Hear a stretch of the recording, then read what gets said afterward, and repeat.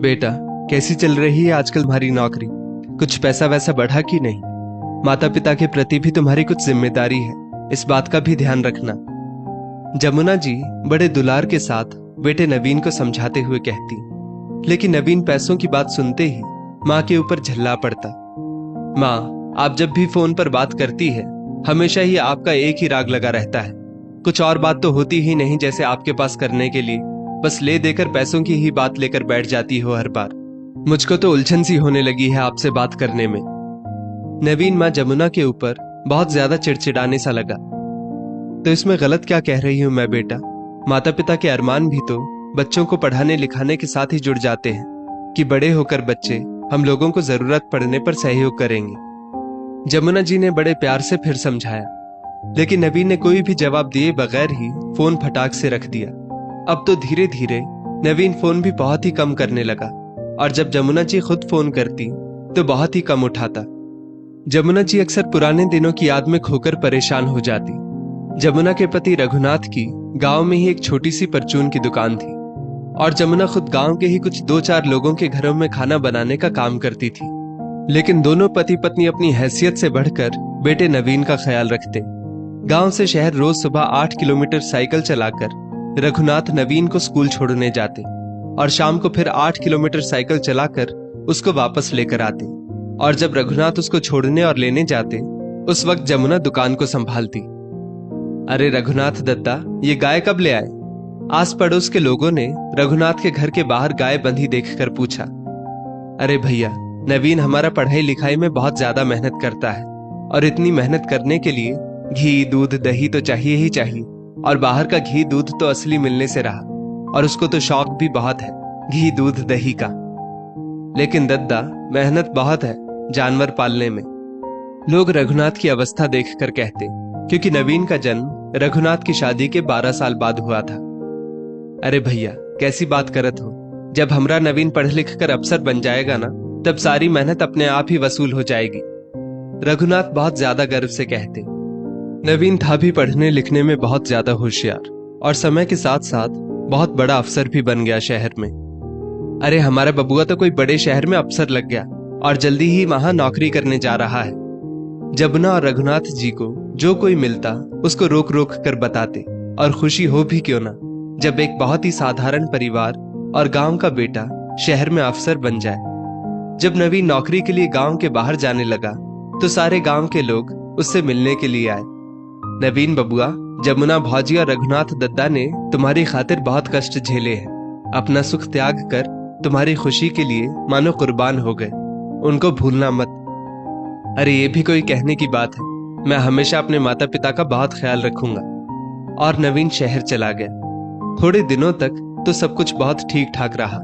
नवीन रोज PCO पर बुलाकर माता पिता से बात करता, लेकिन धीरे धीरे शहर का कुछ ऐसा रंग चढ़ा नवीन पर कि जैसे शायद कभी गांव में वो रहा ही नहीं। माँ, मेरे बॉस ने मेरे साथ अपनी बेटी की शादी की पेशकश की है, और तेरी मर्जी क्या है? जमुना जी ने नवीन के मन की बात जानने को पूछा। मैं भी उससे शादी करना चाहता हूं। तो फिर ठीक है, लगन निकलवा लेते हैं और यहीं गांव में आकर शादी हो जाएगी। जमुना जी ने फिर बेटे की ही खुशी में खुश रहने में भलाई समझी। माँ, वो लोग गांव आकर तो बिल्कुल भी शादी नहीं करेंगे।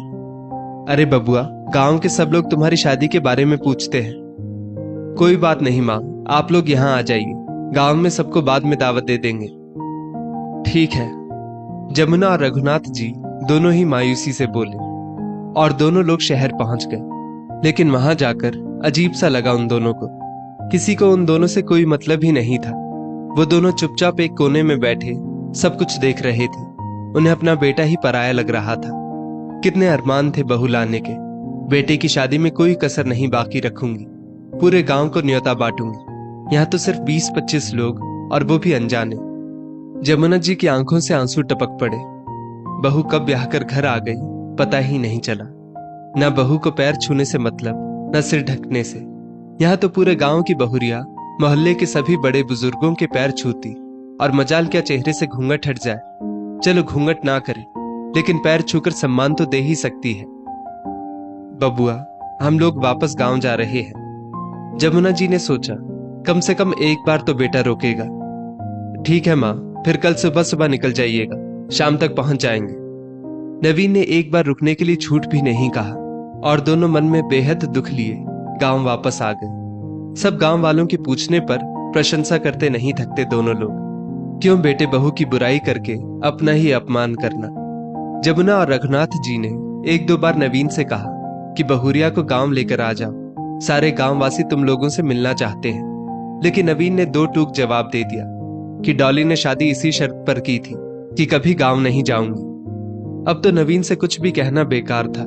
दिल पर पत्थर रख लिए जमुना और रघुनाथ जी ने। दिन बीतते चले गए और अब तो गाहे बगाहे ही फोन आता बेटे का। वो ना ही कभी माता पिता को अपने पास बुलाना चाहता। सुनो, मेरा बड़ा मन करता है बबुआ से मिलने का। वो नहीं बुला रहा तो चलो हम ही लोग चलते हैं। और फिर उसका जन्मदिन भी आने वाला है, साथ ही मिलकर जन्मोत्सव मनाएंगे। बबुआ बड़ा खुश हो जाएगा।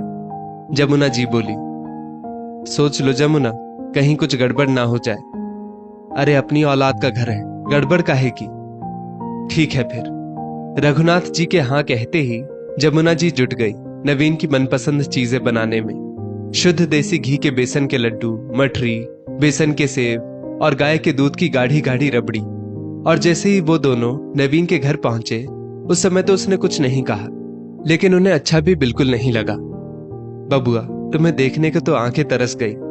इतना कहकर जमुना जी नवीन को गले लगाने लगी, लेकिन नवीन कसमसाकर पीछे हट गया, क्योंकि डॉली को नवीन का किसी के भी गले से लिपटना पसंद ही नहीं था, चाहे फिर वो माँ ही क्यों ना हो। धक से हुआ कलेजे में जमुना जी के।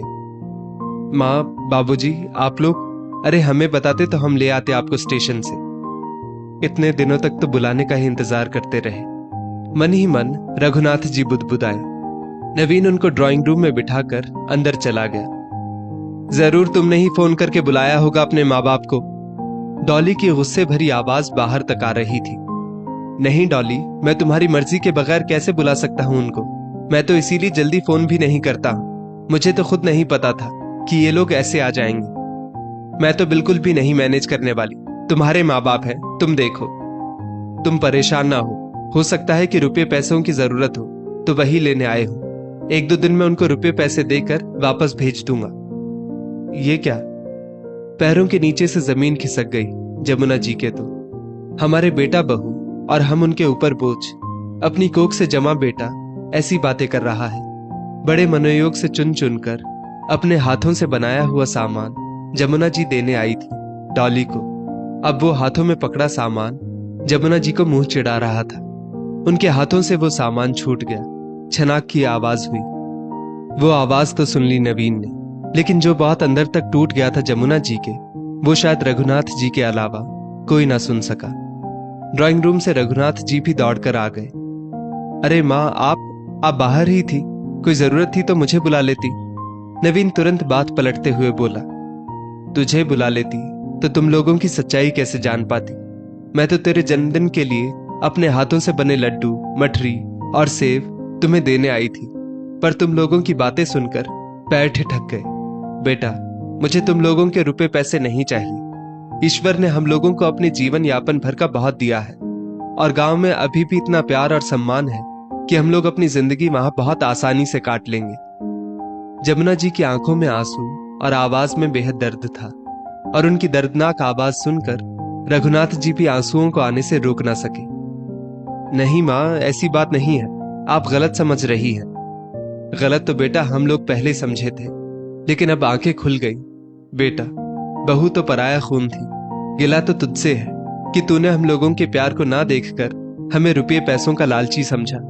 आज तूने मेरी कोख की लाज मिटा डाली। सुनिए जी, तुरंत वापस चलिए, मुझे यहाँ एक पल भी नहीं रहना है। जमुना जी बेटे के मुंह की पट्टी तोड़कर रघुनाथ जी का हाथ पकड़कर वापस चल पड़ी। इतने बड़े दुख में उन्हें यह भी नहीं याद रहा कि अभी अभी थोड़ी ही देर पहले इतना लंबा सफर तय करके थक चुकी है, और फिर से इतना लंबा सफर। लेकिन इस सब की परवाह ना करते हुए लौट पड़े जमुना और रघुनाथ जी वापस अपने गांव। नवीन उनको इस तरह जाता हुआ देखकर भी रोकने का साहस ना कर सका। दोस्तों, इस स्टोरी को लेकर आपकी क्या राय है, नीचे कमेंट करके जरूर बताइएगा। और ऐसी ही और भी बेहतरीन वीडियोस के लिए हमारा पेज जरूर फॉलो करें। धन्यवाद।